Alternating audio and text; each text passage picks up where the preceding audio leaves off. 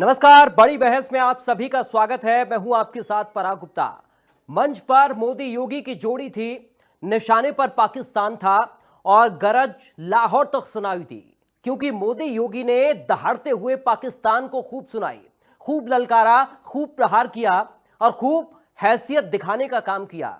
Operation सिंदूर के बाद यह पहला मौका था जब देश के प्रधानमंत्री नरेंद्र मोदी और सबसे बड़े सूबे के मुख्यमंत्री योगी आदित्यनाथ एक साथ एक मंच पर नजर आए। अब दोनों नेता एक साथ थे तो फिर विकास की सौगातें भी भरपूर दी और आतंकिस्तान के आतंक का भी फॉर्मूला बता दिया। प्रधानमंत्री नरेंद्र मोदी ने कानपुर की जनता के सामने कानपुरिया अंदाज में अपनाया और कहा कि दुश्मन कहीं भी हो भौंक देंगे। जैसे ही मोदी ने यह बयान दिया तो फिर मंच पर तालियों की गड़गड़ाहट सुनाई दी, लेकिन गड़गड़ाहट पाकिस्तान को भी आहत हुई, क्योंकि मोदी ने सख्त लहजे में कहा ऑपरेशन सिंदूर रुका नहीं है। ऑपरेशन सिंदूर की अगर बात की जाए तो इसी ऑपरेशन के दम पर हिंद की सेना ने पाकिस्तान में परचम लहराया, आतंकिस्तान को नतमस्तक किया और पूरी दुनिया में संकेत दे दिया कि हिंदुस्तान अहिंसक है लेकिन नपुंसक नहीं। एक तरफ प्रधानमंत्री मोदी ने खूब दहाड़ लगाई तो दूसरी तरफ मुख्यमंत्री योगी आदित्यनाथ ने भी मोर्चा संभाल लिया। मुख्यमंत्री योगी आदित्यनाथ भी पाकिस्तान पर खूब बरसे और भारत की सेना का भरपूर बखान किया।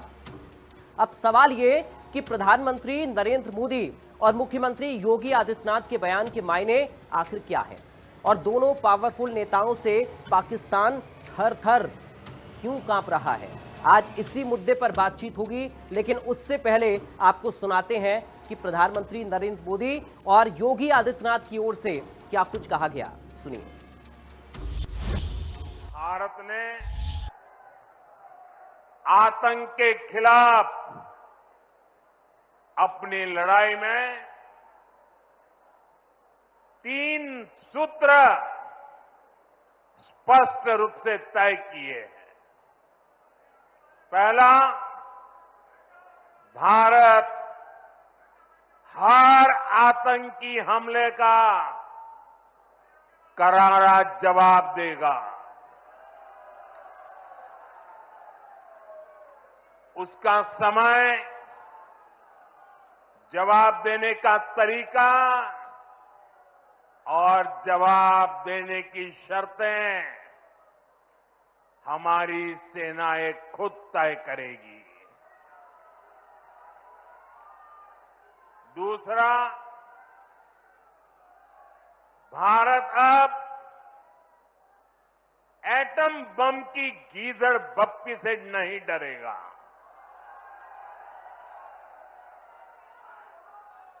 और न ही उसके आधार पर कोई फैसला लेगा।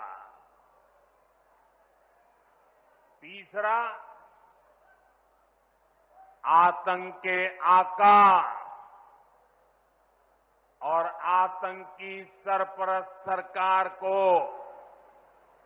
भारत एक ही नजर से देखेगा। आतंक के आका और आतंकी सरपरस्त सरकार को भारत एक ही नजर से देखेगा।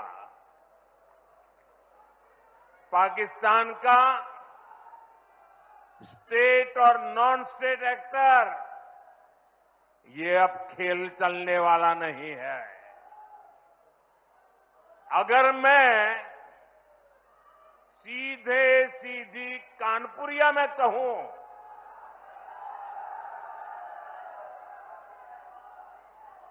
तो दुश्मन कहीं भी हो भौंक दिया जाएगा।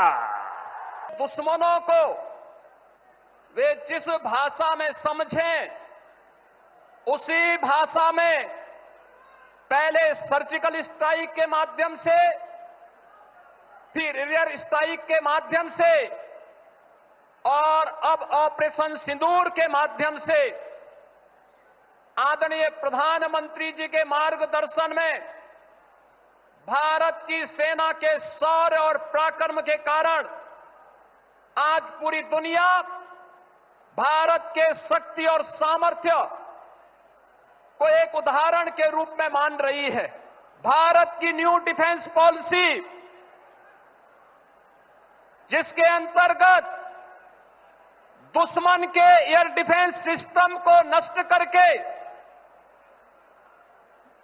भारत के सेना ने जिस शौर्य पराक्रम का परिचय दी करके भारत की सुरक्षा को पुख्ता इंतजाम करने का उदाहरण प्रस्तुत किया, यह प्रधानमंत्री जी के द्वारा 10 वर्ष पूर्व प्रारंभ किए गए मेड इन इंडिया की उस ताकत का भी एहसास दुनिया को कराता है, जो इस बार ऑपरेशन सिंदूर के माध्यम से दुनिया ने देखा है।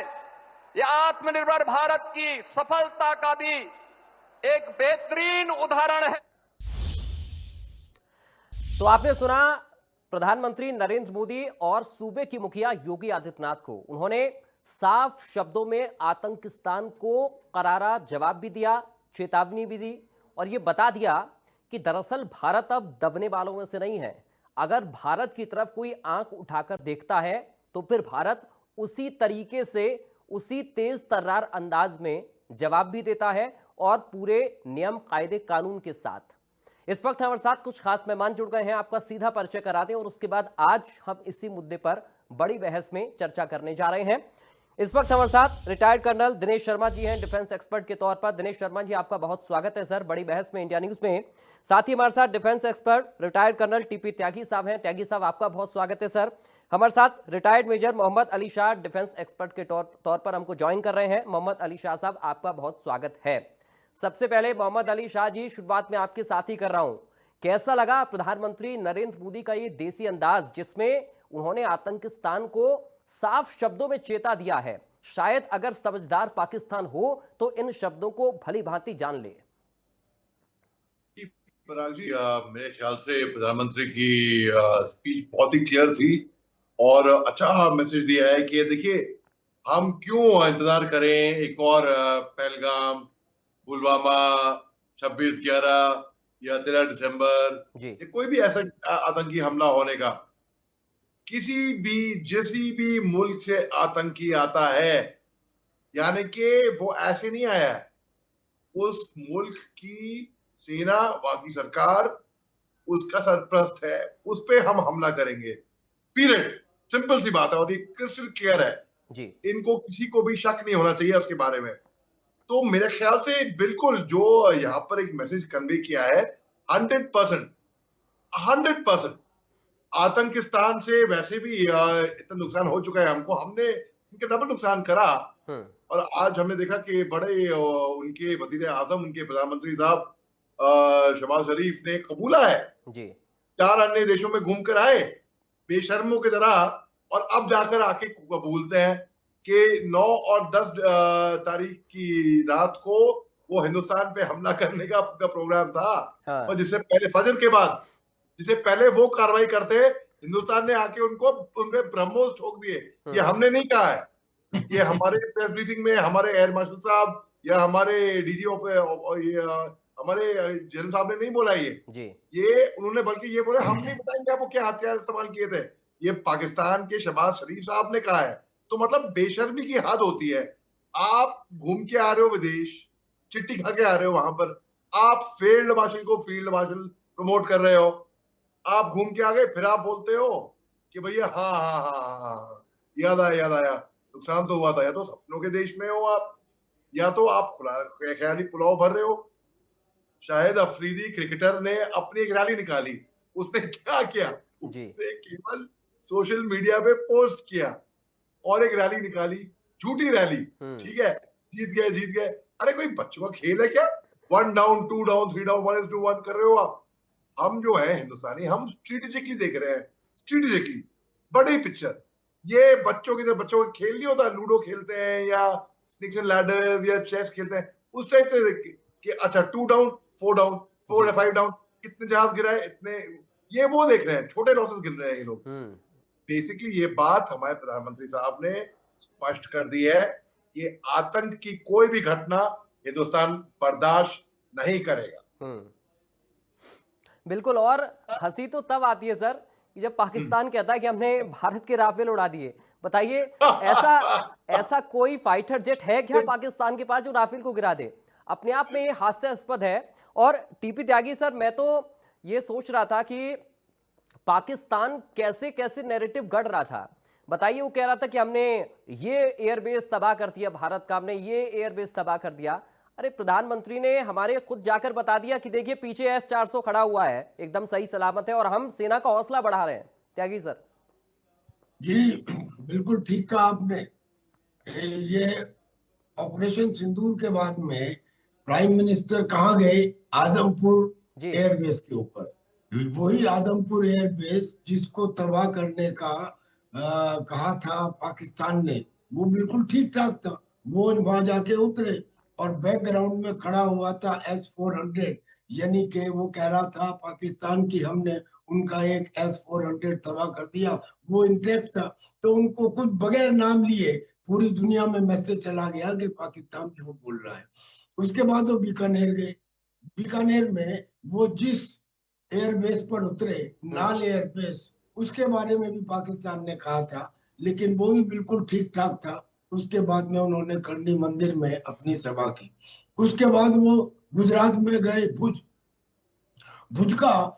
भुज में वो ये बताना चाहते थे कि हाँ, यहाँ 1971 में यहाँ के रनवे को नुकसान पहुंचा था, लेकिन यहाँ की औरतों की काबिलियत और शौर्य देखिए कि उन्होंने 72 घंटे के अंदर उस रनवे को ठीक कर दिया था। तो ये तो बात हुई उनकी। लेकिन जो प्राइम मिनिस्टर ने 3 बातें जिसे वो बार बार रिपीट कर रहे हैं, मैं उसका थोड़ा सा विश्लेषण करता हूँ। बिल्कुल। सबसे पहले तो ये कि पाकिस्तान की, और ये मोहम्मद अली शाह ने भी कहा कि भाई अब किसी भी हरकत को बर्दाश्त नहीं किया जाएगा। सर, इससे पहले हम बर्दाश्त करते रहे हैं। 26/11 का हमला हुआ हो, या जो हमारी वो बस थी जिसमें श्रद्धालु थे, और वो श्रद्धालुओं, वो भी एक किस्म से टूरिस्ट ही थे पहलगाम की तरह, उनको मार दिया गया था। तो हम इन सबको बर्दाश्त करते रहे हैं।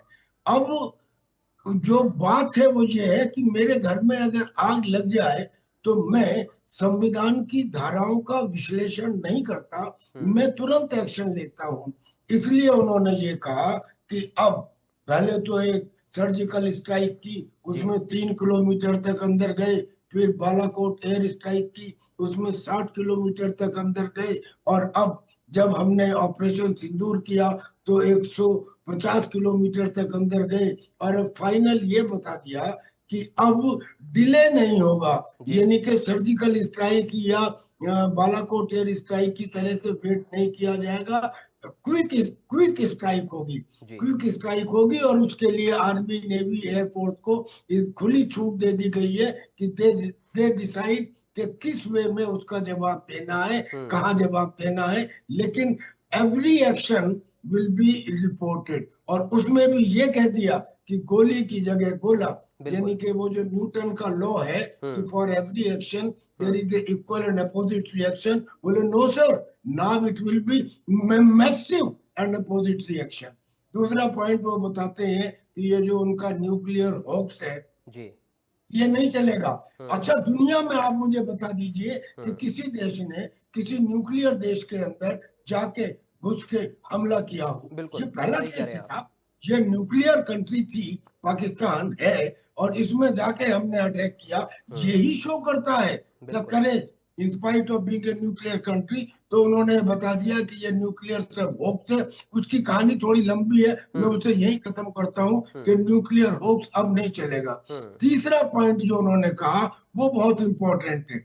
वो ये है कि जब आतंकियों के जनाजे को पाकिस्तान के झंडे में लपेट के वहां के मिलिट्री ऑफिसर्स कंधा दे रहे हैं, और फिर वो कह रहे हैं कि ये शहीद हैं, और फिर उनको 1-1 करोड़ रुपए शहादत में दिए जा रहे हैं, ये तो एक इंसिडेंट हुई। और दूसरी शायद कल हुई 28 तारीख को पंजाब में। वहां पे जो कसूरी है, जो जिम्मेदार है पहलगाम के हमले का, वो, और वो जो हाफिज सईद का चूजा है, वो, उन दोनों के साथ में पंजाब की विधानसभा के स्पीकर यानी के अध्यक्ष, वो और एक और मंत्री, वो वहां पे खड़े हो जाते हैं और जब ये आते हैं तो उन्हें झुक के आदाबर्द करके उनका इस्तेमाल करते हैं, खैर मकदम करते हैं जी। और तो और तरह तरह की तकरीरें देते हैं हिंदुस्तान के खिलाफ, यानी कि आतंकियों में और पाकिस्तान की आर्मी, आईएसआई या सरकार में कोई फर्क नहीं है। लिहाजा उन्होंने जो तीसरा पॉइंट ये कहा कि नाम जो एक्शन होगा, पहले तो ऑपरेशन सिंदूर में केवल बहावलपुर में जैसे मोहम्मद का या कोटली में हिजबुल मुजाहिदीन का या मुरीद का में लश्कर ताबा के हेडक्वार्टर को तबाह किया था, लेकिन अब ऐसा नहीं होगा कि केवल आतंकियों के कैंपों को छाटा जाए। अब आतंकियों में और फौज में कोई फर्क नहीं समझा जाएगा, लिहाजा action will be on everyone of the establishment. ये 3 पॉइंट को उन्होंने अलग अलग तरीके से अपने कई जो पिछले 4-5 भाषण उसमें बताया है। और लास्ट अगली टाइम चलो मेक इन इंडिया के बारे में बात करेंगे। ठीक है सर। और बिल्कुल हम अंतर समझे भी क्यों, अंतर करें भी क्यों? जब आतंकियों के जनाजे में वहां की फौज पहुंचती है, वहां के सेना के अफसर पहुंचते हैं, तो अंतर है क्या फिर आतंकियों और पाकिस्तान की फौज में? तो अपने आप में जग जाहिर हो गया था जब आतंकियों के जनाजे निकल रहे थे। दिनेश शर्मा सर, ये बहुत जरूरी है जिसका जिक्र अभी टीपी त्यागी सर ने किया कि हमने, हमारी सरकार ने, हमारे देश ने सेना पर जो भरोसा जताया और जो फ्री हैंड दिया, जो खुली छूट दी कि आप अपने तरीके से डिसाइड करिए। प्रधानमंत्री ने साफ कहा कि आप अपने तरीके से डिसाइड करिए, अपना समय निश्चित करिए और आपको कैसे करना है आप वो भी खुद समझिए और उसको करके दिखाइए। तो ये बहुत जरूरी था। और इसीलिए कि जब 7 तारीख को मॉक ड्रिल की बात हो रही थी, जब ये हो रहा था कि साहब लोगों को हम अवेयर करेंगे, पाकिस्तान ने सोचा भी नहीं होगा कि 6 तारीख की रात को ही जो भारत के फाइटर जेट्स हैं वो आतंकी ठिकानों को तबाह करके वापस सही सलामत आ जाएंगे। और पाकिस्तान जब सुबह उठेगा तब उसे ये समझ आएगा कि ये हुआ क्या, मॉक ड्रिल तो भारत में होनी थी, ये यहां पर क्या हो गया। पराग जी, मेरे 2 कुलीग्स ने जो है डिटेल के अंदर जो है काफी हद तक जो है पॉइंट को कवर कर दिए हैं जी। मैं एक बात के ऊपर जो आपने सवाल पूछा पहले मैं उसका जवाब दूंगा। देखिए साहब, पॉलिटिकल लीडरशिप का क्या मतलब होता है? पॉलिटिकल लीडरशिप जो होती है वो देश की पूरे देश का उनको समर्थन होता है। तो एक प्रकार से जो हमारी सरकार है उसके पीछे जो है 140 करोड़ लोगों का सहयोग है। तो जब 140 करोड़ लोगों का सहयोग सरकार के माध्यम से भारतीय सेना के अंदर रिपोज किया जाता है तो ये हमारे लिए बहुत गर्व की बात होती है कि पूरा देश देख रहा है कि जो हमें टास्क दिया गया उसको हम किस प्रकार से करेंगे। दूसरा पराग जी, एक चीज और है कि भारतीय सेना, जो मैंने सेना में रहते हुए सीखा है कि हम लोग कभी भी प्रेशर के अंदर या जल्दीबाजी के अंदर कोई एक्शन नहीं लेते हैं। हम उसके ऊपर पूरा सोच विचार करते हैं, हम अपना सटीक जो है प्लानिंग करते हैं। प्लानिंग के अंदर भी हम देखते हैं कि अगर हम ये एक्शन लेंगे तो उसका रिएक्शन क्या होगा, उस रिएक्शन को काउंटर करने के लिए फिर हमारी आगे की प्लानिंग होती है। तो इन सारी चीजों को मद्देनजर रखते हुए हमारे को जो एम दिए गए होंगे, मैं कियास लगा रहा हूं क्योंकि मैं प्रीवी नहीं हूं कि भारत सरकार ने सेना को किस प्रकार के टास्किंग की होगी, तो मैं एक सैनिक होने के नाते कियास लगा सकता हूं कि जिस प्रकार से पॉलिटिकल लीडरशिप ने पूरे देश को एक भरोसा दिखाया था कि इस बार जो है आतंकियों को उनकी कल्पना से परे का जवाब दिया जाएगा, तो हमने भारतीय सेना ने जो है उनके पूरे के पूरे जो टेररिस्ट कैंप है उनको सटीक तरीके से बर्बाद किया, बगैर किसी सिविलियंस को या कोलैटरल डैमेजेस करते हुए उन टेररिस्ट कैंप को हमने डिस्ट्रॉय किया। भारतीय सेना का या भारत का कभी भी ये मुद्दा नहीं था कि हमने पूरे युद्ध को भड़काना है। हमारी लड़ाई उस समय आतंकवाद के खिलाफ थी, लेकिन जब हमने देखा कि आतंकवाद के साथ ही पाकिस्तान आर्मी भी खड़ी हो गई है और उन्होंने हमारे 26-27 सैन्य ठिकानों और सिविलियन इलाके के अंदर करने की कोशिश की, तो हमारी भारतीय सेना ने रिटेलिएट किया और फिर पूरा तरीके के साथ उसके जो है एयर बेसिस को बर्बाद किया। अब इसके अंदर आ जाता है जो मैं समझता हूं कि जो सेना के या भारत देश के 3 एम थे। एक था पॉलिटिकल एम, जो कि भारत की जनता चाहती थी कि इस बार आतंकियों को एक मुंह तोड़ जवाब दिया जाए, तो पॉलिटिकल एम जो था वो हमने टेररिस्ट कैंपों को बर्बाद करके खत्म कर दिया। दूसरा जो हमारा मिलिट्री एम, जब पाकिस्तान ने रिएक्ट किया तो उसके बाद हमारा मिलिट्री एम था, और ये पाकिस्तान को बताना था कि हम किसी भी इलाके के अंदर, पाकिस्तान के अंदर हम स्ट्राइक कर सकते हैं, तुम्हारी लेंथ ब्रेथ तक जो है हम कर सकते हैं, और वो हमने करके दिखाया। और सबसे ज्यादा उनकी जो दुखती रख थी नूर खान बेस के ऊपर और सरगोदा के ऊपर, जिस समय हमारे ब्रह्मोस ने और बाकी हमारे वेपन सिस्टम ने उनको बर्बाद किया। और तीसरा जो जिसका मैं कियास लगा सकता हूं, मैं, मेरा अपना पर्सनल मत है कि एक प्रकार से हमने साइकोलॉजिकल एज जो है वो भी गेन किया।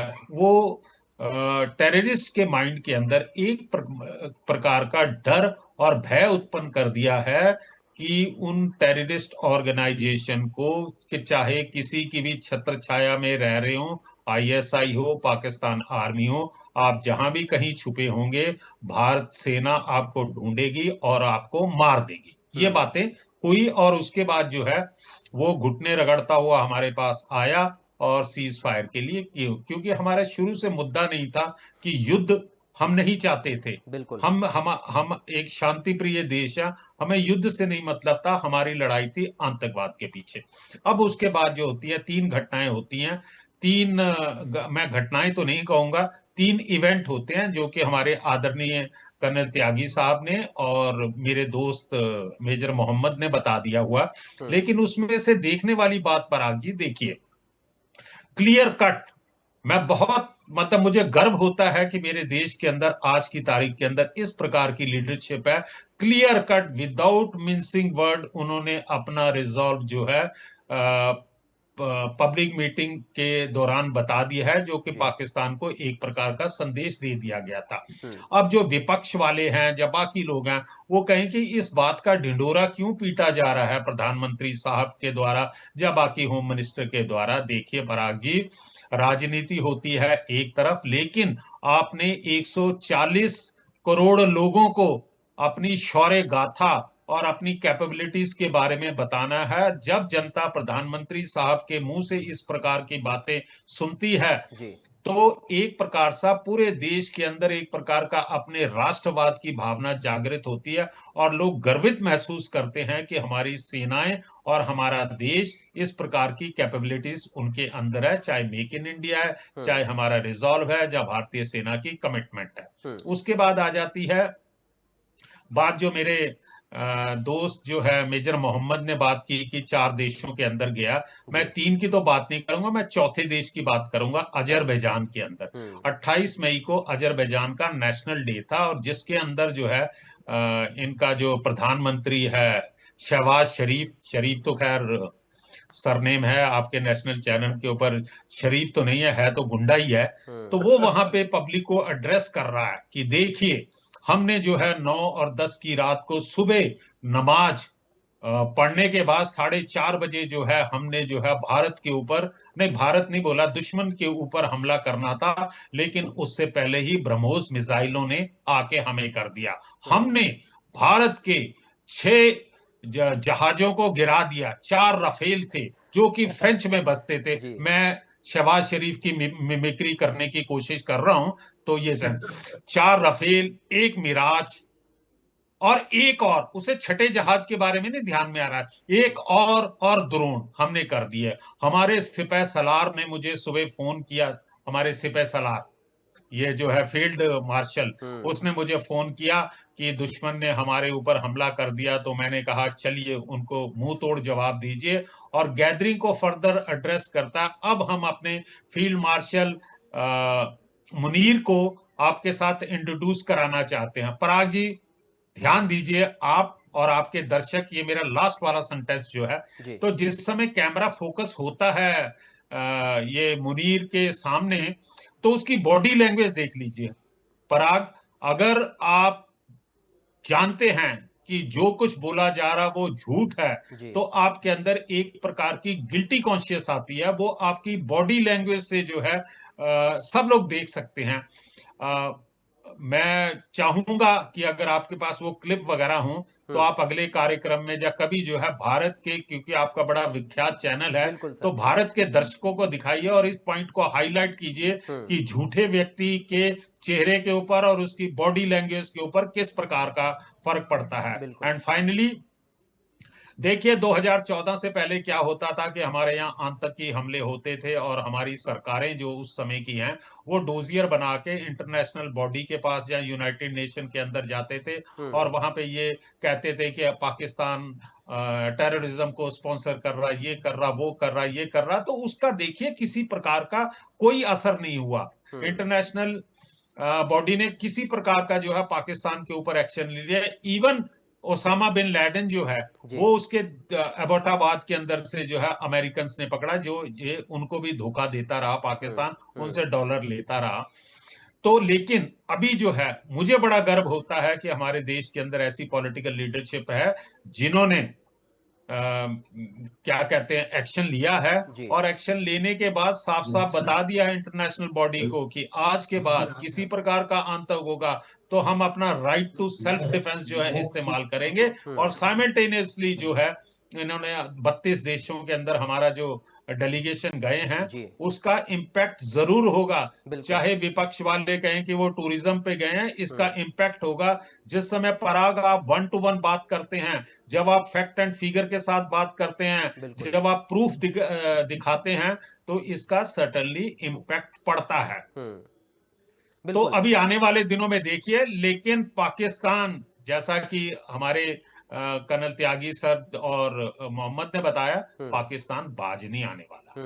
इसको जो है क्या कहते हैं, अभी ये सांस लेने का ये सांस ले रहा है, लेकिन आने वाले दिनों के अंदर ये कोई ना कोई हरकत जरूर करेगा। आपको उसकी मानसिक स्थिति को पढ़ने की जरूरत है। जब आप किसी के साथ डील करते हैं तो आपको उसका डीएनए चेक करना चाहिए, उसकी मानसिक स्थिति। अरे उसका तो अस्तित्व जो है वो निर्भर करता है कि जब तक भारत को वो अपनी आवाम या अपनी प्रजा के अंदर एक प्रकार का ये ना फैलाए कि वो भारत जो है उसका दुश्मन है। पाकिस्तान आर्मी के तो जो मौज मस्ती के दिन है वो तो चले ही जाएंगे। बिल्कुल। अगर लोगों के दिलों में एक खौफ ना डाला जाए कि भारत आपको खा जाएगा, नहीं तो पाकिस्तान आर्मी को पता है कि वो डायरेक्टली फाइट में हमारे साथ जीत नहीं सकते हैं। इसीलिए जो है, जैसा कर्नल त्यागी साहब ने बताया, इसीलिए जो टेररिस्ट को जो लीडर हैं उनकी अवभगत कैसे करते हैं। अरे कौन से देश के अंदर होता है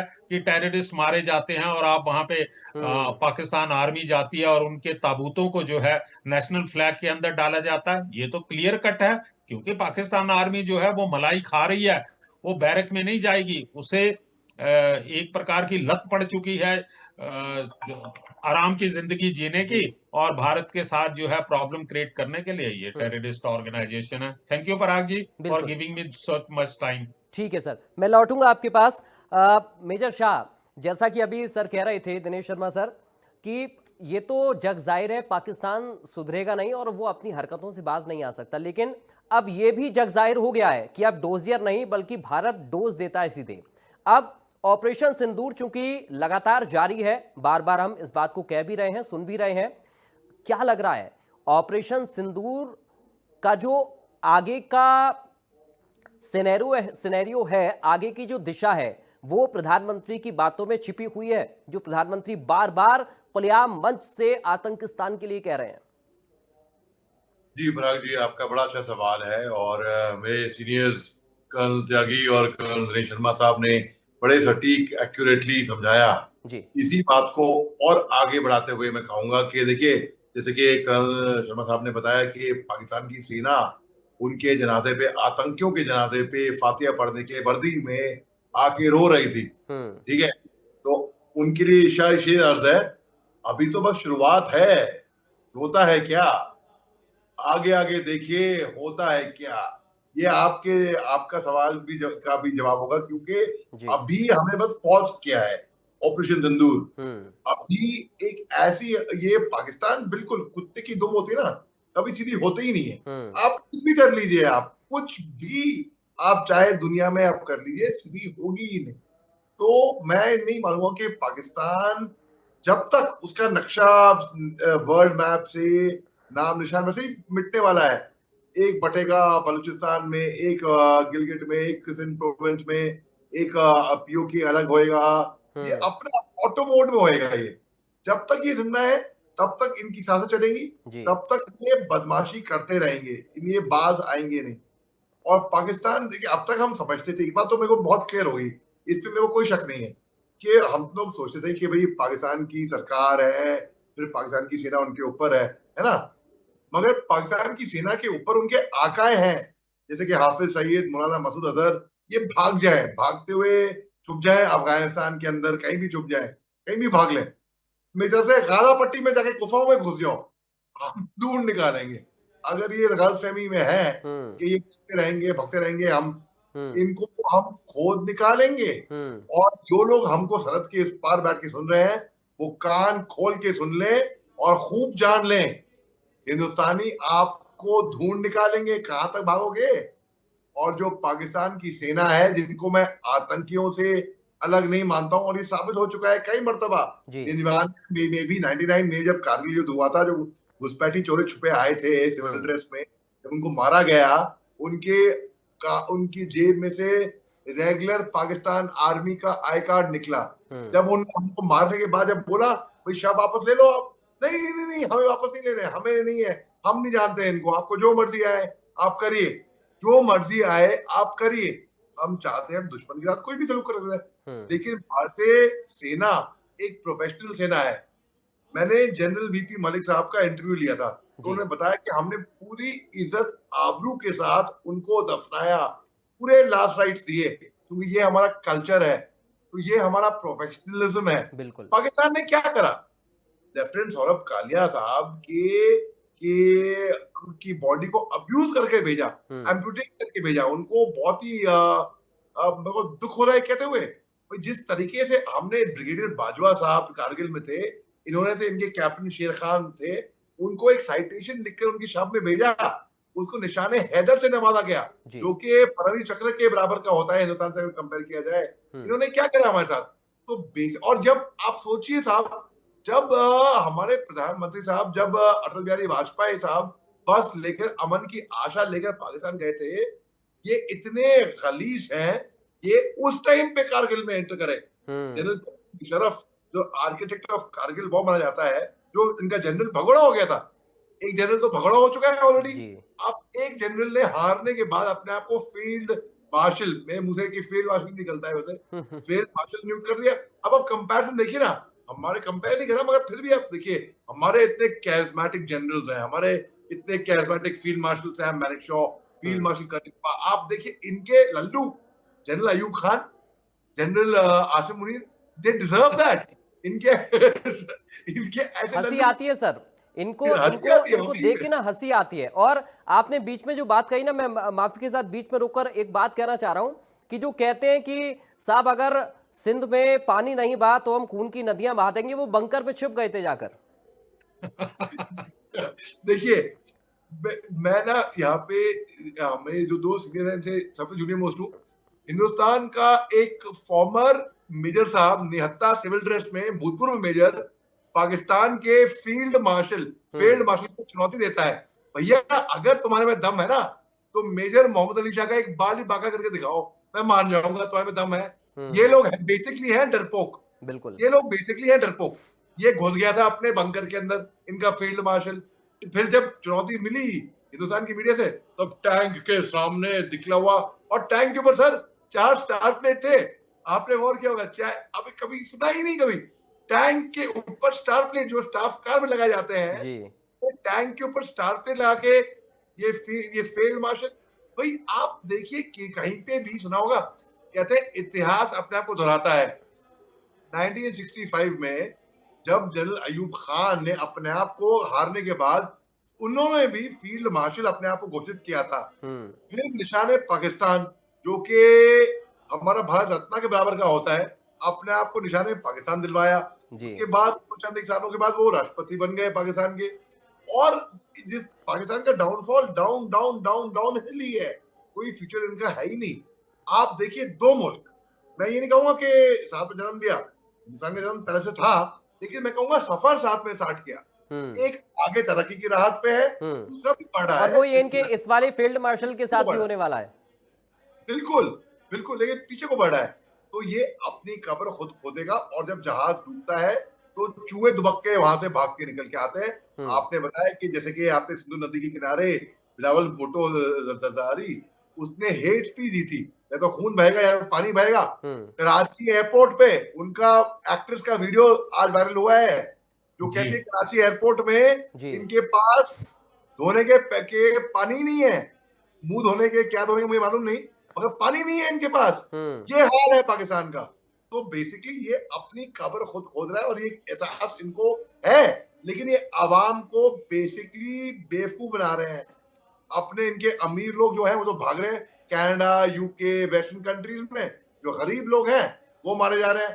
तो ये हश्र होगा पाकिस्तान का इन द नियर फ्यूचर। ठीक है, टीपी त्यागी सर, क्योंकि बार बार हम जब भी प्रधानमंत्री को सुन रहे हैं, उसके बाद देखिए जब ये पहलगाम की घटना हुई, प्रधानमंत्री ने सार्वजनिक मंच से कहा, और हमने उत्तर प्रदेश के मुख्यमंत्री योगी आदित्यनाथ को भी बार बार सुना, बार बार एक ही बात कि हम इसका कड़ा करारा जवाब देंगे और ऐसी सजा देंगे जिसके बारे में शायद सोचा भी नहीं होगा आतंकी आकाओं ने। वाकई में वैसी सजा दी गई, और जो नाम दिया ऑपरेशन सिंदूर, और जिस सिंदूर की चर्चा पूरे देश में हुई, और उस ऑपरेशन सिंदूर के बारे में पूरे जो देश के अंदर पार्टियां हैं हमारी, उन सभी का एक डेलीगेशन भी बनाया गया, और उसको विदेश में भेजकर, अलग अलग देशों में भेजकर ये बताने की हम कोशिश भी कर रहे हैं कि देखिए पाकिस्तान का असली चेहरा क्या है।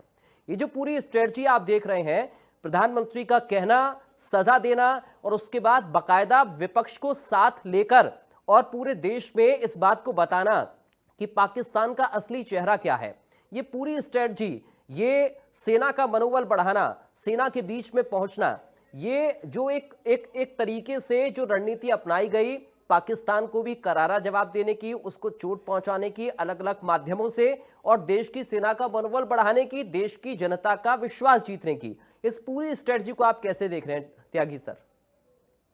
देखिए, अगर ये न किया होता प्राइम मिनिस्टर मोदी ने राइट फ्रॉम 2014 ऑनवर्ड, तो ये सिचुएशन ना आई होती जो आज आ गई है जी। मैं एक उदाहरण आपको देता हूँ कि उन्होंने अपने पहले शपथ ग्रहण समारोह में नवाज शरीफ को बुलाया, उसके बाद उन्होंने पठानकोट पे ISI को बुलाया, उसके बाद वो नवाज शरीफ के घर में उतर गए एक किसी शादी में पार्ट लेने के लिए। ये 3 एक्शन अगर उन्होंने ना लिए होते, तो जब हमने सर्जिकल एयर स्ट्राइक की या बालाकोट एयर स्ट्राइक की, तो किसी भी इंटरनेशनल कम्युनिटी के देश ने छू भी नहीं कहा, क्योंकि हम अपनी क्रेडिबिलिटी एस्टेब्लिश कर चुके थे। बिल्कुल, ये तो इंटरनेशनल हो गई। उसी क्रेडिबिलिटी को कंटिन्यू करते हुए अब उन्होंने पक्ष विपक्ष दोनों के मेंबर ऑफ पार्लियामेंट को डिफरेंट कंट्रीज में भेजा है बताने के लिए। हालांकि ये कहने में भी कोई, और ये समझने में भी कोई रॉकेट साइंस नहीं है कि हम कुछ भी कर लें। जैसे अमेरिका इजराइल को मिडिल ईस्ट में छोड़ सकता है क्या? अमेरिका ने बसाया ही उसको 1948 में इसलिए था कि उन ऑयल प्रोड्यूसिंग कंट्रीज के बीच में अमेरिका का प्रभाव बना रहे। ऐसे ही साउथ एशिया में अमेरिका पाकिस्तान को छोड़ सकता है क्या? हम भेज दें अपना डेलीगेशन, बड़ी अच्छी बात है, डेलीगेशन को सुन लेंगे, वो भी कह देंगे रेडिकल इस्लाम हम इसके अगेंस्ट हैं, सब कुछ है। लेकिन अभी व्हाइट हाउस के एडवाइजरी बोर्ड में 2 आतंकियों को शामिल किया गया है, जिनको एक को तो 40 साल की सजा दी गई थी। उसने अपना गिल्टी भी महसूस किया, उसने कहा कि मैंने कश्मीर के अटैक में मैं था और मैंने अमेरिका के अंदर भी अटैक किया था, उसके बावजूद उन्होंने आतंकियों को अपने बोर्ड में ले लिया। तो वो पाकिस्तान को नहीं छोड़ सकते, क्योंकि अगर अमेरिका को अफगानिस्तान या ईरान में कोई एक्शन लेना है तो उन्हें एक मिलिट्री बेस चाहिए, वो हिंदुस्तान तो देगा नहीं। तो लिहाजा ये ठीक है, ये सब भेजना होना चाहिए, थोड़ा बहुत डाइल्यूट हो सकता है, लेकिन हम अमेरिका की इस चीज को चेंज नहीं कर सकते। ज्योग्राफिक पॉलिटिकल पोजीशन पाकिस्तान की कुछ ऐसी है कि अगर अमेरिका ने कुछ करने की कोशिश की भी तो फिर उसका एक दूसरा आका बैठा है चाइना, तो उसको बैलेंसिंग पावर है। जैसे दो बड़ी बड़ी मेजोरिटी में दो बड़ी बड़ी पॉलिटिकल पार्टी जब मेजोरिटी गेन नहीं कर पाती तो एक छोटी पार्टी जिसमें 10-12 मेंबर ऑफ पार्लियामेंट हो लेकिन वो जिसके साथ भी जाए उसकी सरकार बनवा सकती है, तो छोटी वाली पार्टी की कीमत हो जाती है। वो कीमत आज पाकिस्तान की है, प्लस उसकी न्यूसेंस वैल्यू है। लेकिन हम केवल पाकिस्तान को बारे में ही कहते रहे खराब है बुरा है, सारी दुनिया जान गई है अब कि वो बुरा पाकिस्तानी आतंकी है। सवाल ये है कि हमें क्या करना चाहिए। मैं एक मिलिट्री ऑफिसर हूं और यहाँ पे तीनों मिलिट्री ऑफिसर हैं, ये मेरी बात से सहमत होंगे कि हम पूरी जिंदगी में क्या करते हैं, हम ये ढूंढते हैं कि दुश्मन कमजोर कहाँ है। जहां कमजोर है वहां पे तादाद से ज्यादा ताकत लगा के आक्रमण करते हैं ताकि विजय को सुनिश्चित कर सकें। ऐसे ही हम इस वक्त इतिहास में पाकिस्तान इतना कमजोर कभी नहीं रहा जितना आज है। और आज कई तरफ से, एक तो अफगानिस्तान में देख लीजिए जिसे वो अपना समझता था, वो अफगानिस्तान में जो डुरंड लाइन को नहीं मानते और वो कहते हैं कि ये बलूचों को डिवाइड करती है, ये पश्तूनों को डिवाइड करती है, हम नहीं मानते। एक चौकी के ऊपर जो उनके चलते रहते थे कंस्ट्रक्शन पर झगड़े, आज स्थिति हो गई कि वो अपने आर्मर्ड व्हीकल लेके आ गए और पाकिस्तान को टैंक वहां पर भेजने पड़े।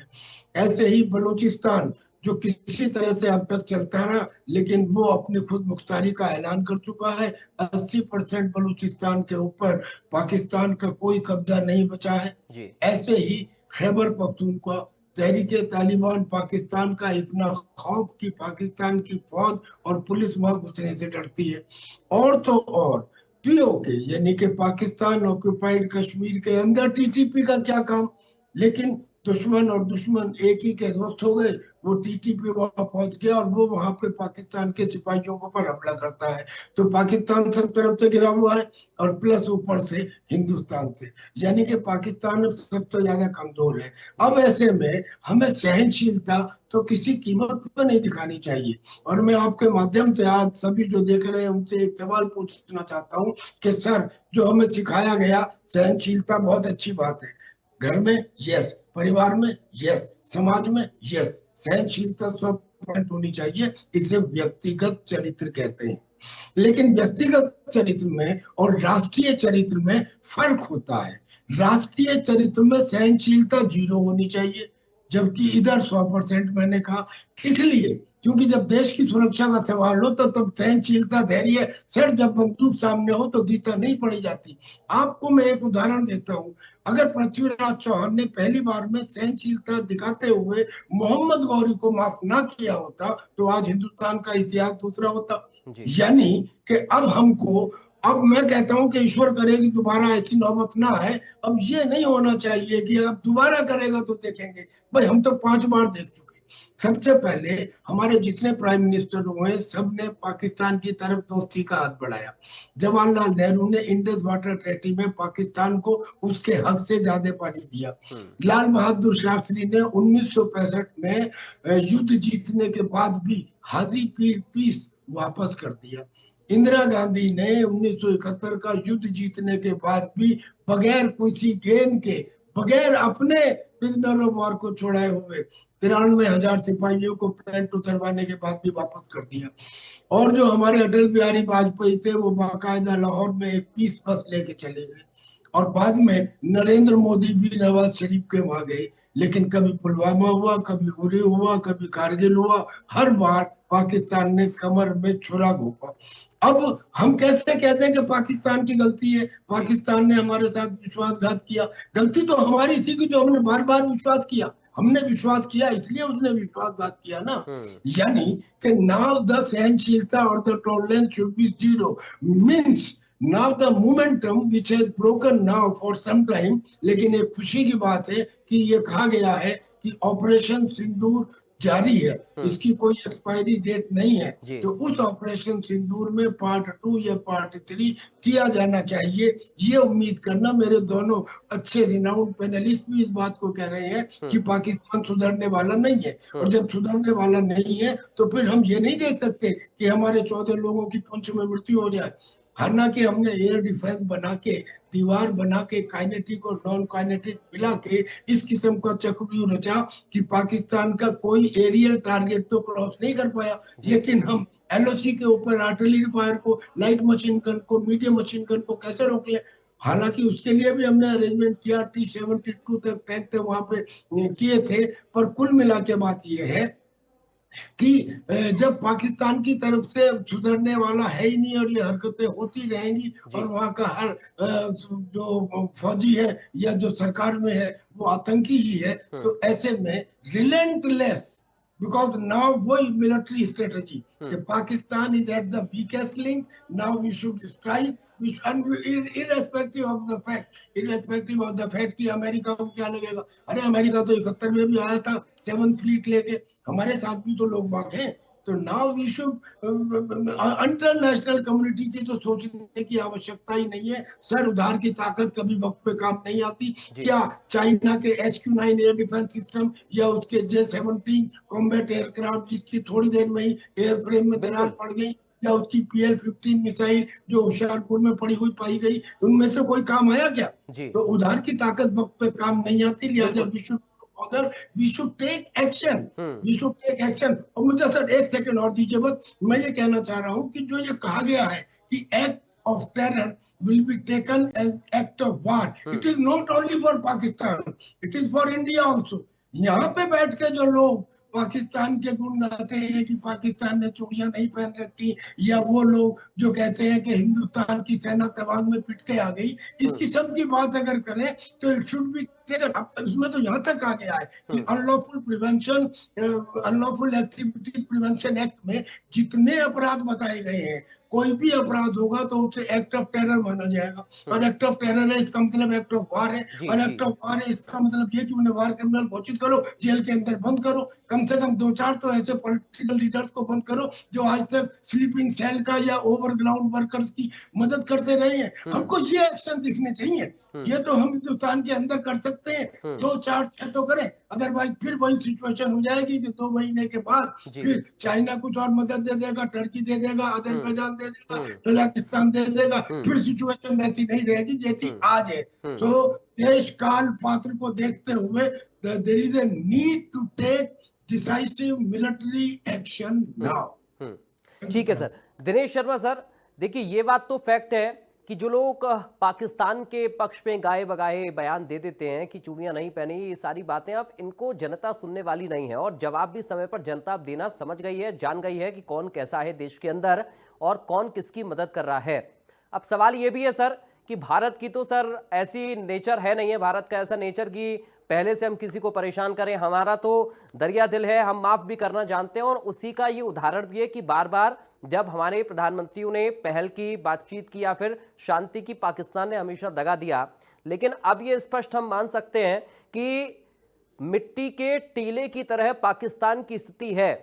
एक और बार अगर भारत ने किया तो फिर वो टुकड़ों में बिखर जाएगा। दिनेश शर्मा सर, देखिए, पहला आपने कहा कि कुछ देश के अंदर बैठे हुए लोग बाग जो हैं वो इस किस्म की बातें करते रहते हैं, जो इशारा आपका था, तो उनके बारे में तो मैं क्या कह सकता हूं, क्योंकि हमारे यहाँ सबसे एक खूबसूरती है हमारे कॉन्स्टिट्यूशन की, जो हमें फंडामेंटल राइट मिले हुए हैं, और उसके अंदर आर्टिकल 19 जो है फ्रीडम ऑफ एक्सप्रेशन का अधिकार देती है। अब फ्रीडम ऑफ एक्सप्रेशन को आप किस प्रकार से इस्तेमाल करते हैं, ये आपकी शालीनता और विवेक के ऊपर निर्भर करता है।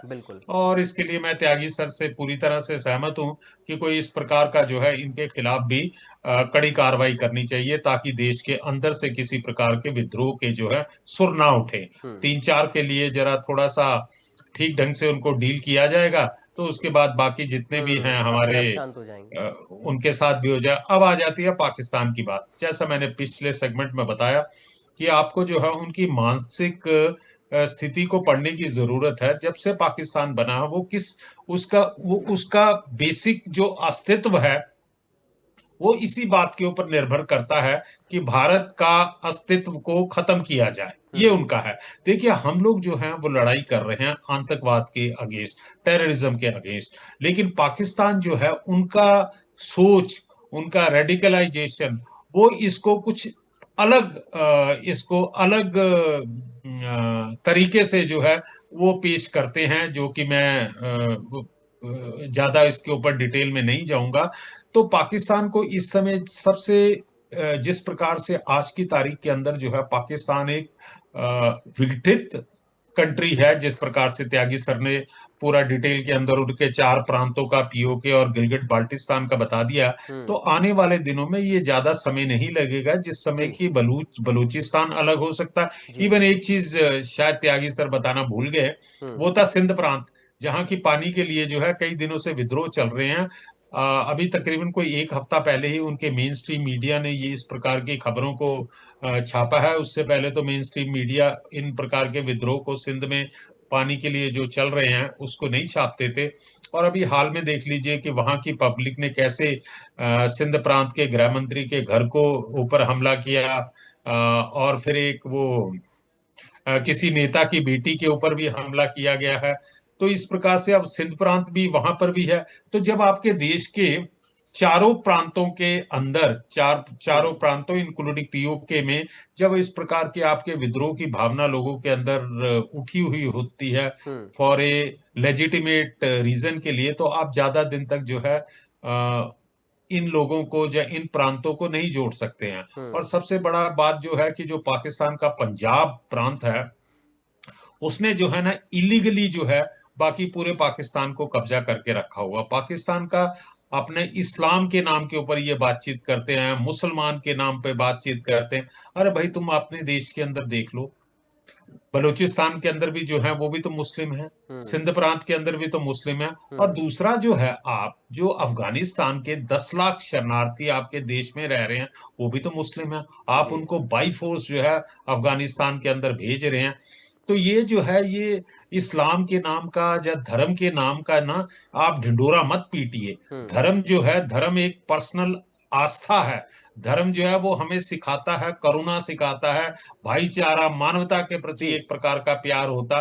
अगर इस्लाम के नाम के ऊपर पूरा एक पाकिस्तान बना है, ठीक है, उसके नाम के ऊपर बन गया था, लेकिन देखिए साहब, पंजाब था, बलूचिस्तान था, केपीके है, सिंध है, वहां के लोगों का अपना अलग से कल्चर था, उनके अपना रीति रिवाज अलग थे। और पाकिस्तान ने क्या किया, इन्होंने प्रोविंसेस को तो किसी प्रकार के कोई अधिकार नहीं दिए और सब कुछ जो है सर, अपना यही सेंट्रलाइज दिनेश कर शर्मा दिया। सर, यही तो है कि वो बाकी लोगों की भावनाओं को समझने के लिए तैयार के नाम पर युवाओं का ब्रेन वॉश करके कट्टरता फैला रहे हैं। सर, यही तो सबसे बड़ी बात है कि पाकिस्तान ये क्यों कर रहा है। क्या सिर्फ आतंकवाद को पालना पोसना ही पाकिस्तान की फितरत में है, या पाकिस्तान का मकसद ही यही है? हमें तो सब कुछ देखते हुए यही समझ में आता है। चूंकि बहुत ज्यादा वक्त मेरे पास नहीं है, एक आखिरी कमेंट में मेजर शाह आपका ले रहा हूं, चूंकि देश के अंदर एक अलग भावना, एक अलग माहौल इस वक्त है पाकिस्तान के खिलाफ, और हमने देखा भी है। देखिए, अभी प्रधानमंत्री ने हाल ही में एक वक्तव्य दिया है विदेशी आइटम्स को लेकर भी, तो ये भी एक तरीके का वॉर ही है कि हम कैसे देश में एकजुट होकर और ये बता दें उन देशों को जो आतंकवाद का समर्थन कर रहे हैं कि साहब, अगर आपने आतंकवाद का समर्थन किया तो हम आपके प्रोडक्ट को भी बैन कर सकते हैं, उनका बहिष्कार भी कर सकते हैं। बहुत संक्षेप में इस पर एक मेजर चाहूंगा आपका रिएक्शन। जी बिल्कुल, देखिए, हमने जब 2020 में भी जून में जब गलवान घाटी में हादसा हुआ था चीन के साथ, तो हमने चीनी ऐप्स भी बैन किए थे बहुत सारे, और हमने बहुत से रोक टोक प्रतिबंध लगाए थे। वैसे ही ठीक उसी तरीके से पाकिस्तान के समर्थक, जैसे कि तुर्की हो गया, अजरबैजान हो गया, तो बहुत दुख से कहना पड़ता है, दुख कि तुर्की पे जब भूकंप आया था तो हिंदुस्तान सबसे ऑलमोस्ट पहले मदद की थी। जी, हमें मदद की थी। हमने अपनी एयरफोर्स के जहाज भेजे, हमने मिलिट्री डॉक्टर्स भेजे, हमने इतनी मदद करी रिलीफ रेस्क्यू ऑपरेशंस में। अगर वो हमारी मदद नहीं करते, मत करो, हमें नहीं चाहिए मदद, बिल्कुल, अरे चुप तो बैठो, लेकिन फिर भी आतंकियों का साथ दे रहे हो, ये बहुत ही गलत बात लगी। अब देखिए, जो भी इन आतंकियों का साथ देगा, हम बिल्कुल सिंपल सी बात है, बैन तो लगेगा, इट्स वेरी सिंपल। अब दूसरी बात है, कर्नल नरदेव शर्मा साहब ने बहुत ही अच्छी और लॉजिकल बात कही। देखिए, पाकिस्तान जो अपने आप को ठेकेदार समझता है ना मुसलमानों का, भाई यही सबसे बड़ा बेवकूफ बनाता है मुसलमानों को, और लोग बेवकूफ बनते भी हैं। ये कोई ठेकेदार नहीं है, सबसे बड़ा दुश्मन तो मुसलमानों का यही है। क्योंकि जो बलूचिस्तान में है वो लोग मुसलमान नहीं है क्या? जो सिंध प्रोविंस में है वो मुसलमान नहीं है क्या? जो कि गिलगिट में वो मुसलमान नहीं है क्या?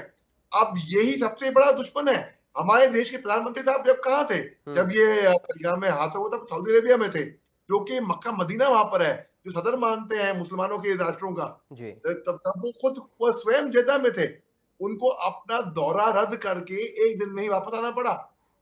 सऊदी अरेबिया तो चुप बैठा है, वो तो नहीं बोल रहा, वो तो साथ में नहीं है पाकिस्तानों के। पाकिस्तानियां बेसिकली पाकिस्तानी आज jokers of the highest order, ये बात फैक्ट है। वो मस्करे हैं, वो मस्करे नहीं, बददिमाग भी हैं, बेवकूफ भी हैं, और वो अपनी कब्र खुद खोद रहे हैं। और बेसिकली अब जो भी पाकिस्तान का साथ देगा भैया, वो आतंकियों का साथ देगा। ये बात कान खोल के लोग समझ लें। और मैं ये बोल के समाप्त करूंगा कि अमेरिका ने IMF से इनको जो कर्जा है वो टेरर फंडिंग में मानूंगा उसको। जो 2 एडवाइजर लिए हैं, जो पूर्व टेररिस्ट लिए, वो क्यों अपने कैबिनेट में आज एडवाइजर रोल में आप आतंकियों को शामिल कर रहे हो? ये बात बिल्कुल मंजूर नहीं होगी किसी को भी। जी बिल्कुल, बहुत शुक्रिया। चूंकि सर हम चर्चा इसको और लंबी भी कर सकते हैं, और ये ऐसी चर्चा है जिस पर हम एक लंबी चर्चा कर भी सकते हैं, और करना भी हर कोई देशवासी चाहता है इस मसले पर चर्चा। और पाकिस्तान को, आतंकिस्तान को करारा जवाब देने के बारे में आज हर देशवासी सोच भी रहा है। बहुत शुक्रिया करूंगा, चूंकि वक्त मुझे अभी के लिए इतनी इजाजत दे रहा है। मेजर शाह आपका बहुत शुक्रिया, त्यागी सर आपका बहुत शुक्रिया, दिनेश शर्मा सर आपका बहुत शुक्रिया आज की इस बड़ी बहस में शामिल होने के लिए।